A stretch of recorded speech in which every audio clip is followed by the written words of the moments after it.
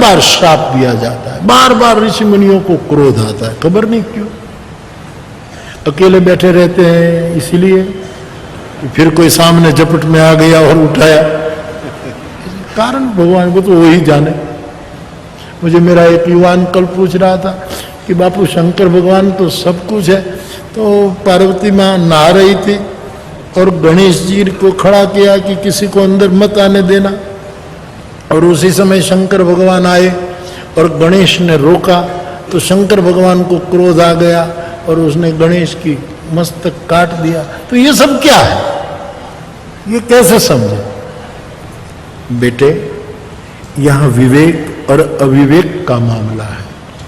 मां ने गणेश को कहा, पार्वती ने कहा कि बेटा मैं नहा रही हूं, कोई अंदर ना आ जाए, तू रहे, ये एक मर्यादा है, तू खड़ा रहे, किसी को अंदर मत आने देना, किसी का। लेकिन जो अंदर आ रहा था वो पार्वती का पति था और इस गणेश का बाप था।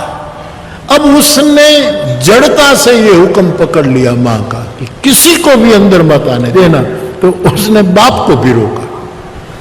ये अविवेक है। उसको शांति से कहना चाहिए कि पिताजी मेरी मां नहा रही है, तो उसने मुझे यहां बिठाया है, और बाप को अंदर जाने में उसको रोकने की जरूरत नहीं थी, लेकिन उसने रोका, मां की आज्ञा के अनुसार रोका, चलो ठीक है, लेकिन जरा विवेक से रोकते। लेकिन गणेश भी ने फरसा उठा करके कहा होगा, खबरदार अंदर गए तो, अभी नहीं, मातृदेवो भव पहले, पितृदेवो भव बाद में, आप बाहर खड़े रहो।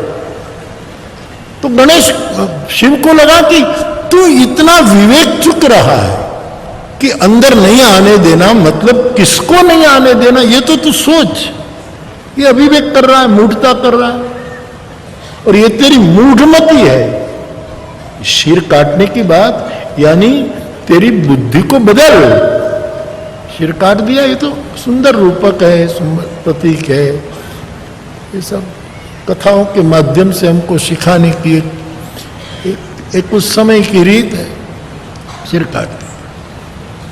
और बेटे का सिर काट दिया, फिर तो ये सिर इधर और शरीर उधर, इतने में पार्वती जी स्नान कर बाहर आ गई, कुछ ये सब सुना, और पार्वती भगवान शंकर से कहने लगी कि आपने क्या कर दिया है, क्या हो? बोले कि उसको विवेक नहीं, तो मैंने ये किया, तो अब मेरे बेटे को ठीक करो।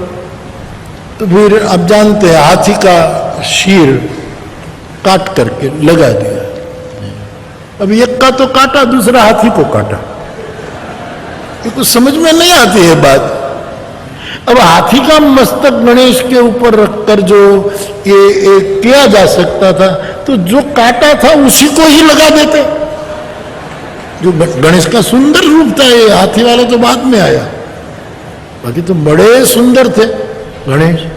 पार्वती और शंकर का बेटा कितना सुंदर रहा होगा, कल्पना ही की जाए। तो मूल जो मस्तक अभी पड़ा था उसको लगा देते, लेकिन हाथी के सिर को काटा। अद्भुत लीला है। और फिर कई लोग पूछते हैं कि कैसे जोड़ा होगा, क्या जोड़ा, क्या सिंदूर लगा करके जोड़ दिया, सिंदूर चारों ओर लगा करके ये लगा दिया होगा। उस समय की कुछ बातों को संतों ने और ढंग से समझाई है, इसी रूप में हम समझे, ठीक है। तो क्रोध वाली बात, कोई श्राप दे तो डरना मत। शायद हमारे कर्म श्राप के अधिकारी होंगे, लेकिन जो दे रहा है वो तो श्राप देने का अधिकारी है ही नहीं। और जो भजनानंदी होगा वो कभी श्राप किसी को देगा नहीं।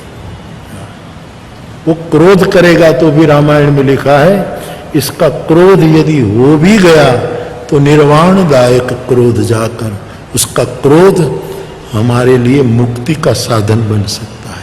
श्रेष्ठों का श्रेष्ठ क्रोध करे नहीं, करे तो सामने वाले का कल्याण हो सकता है। तो यहाँ सब जगह श्राप की बात आई है कि ये हो, ये दुर्गम वरदान प्राप्त की। रावण ने मांगा कि हम किसी के हाथ से मरे ना, यानी हम न मरे, कोई मार न सके।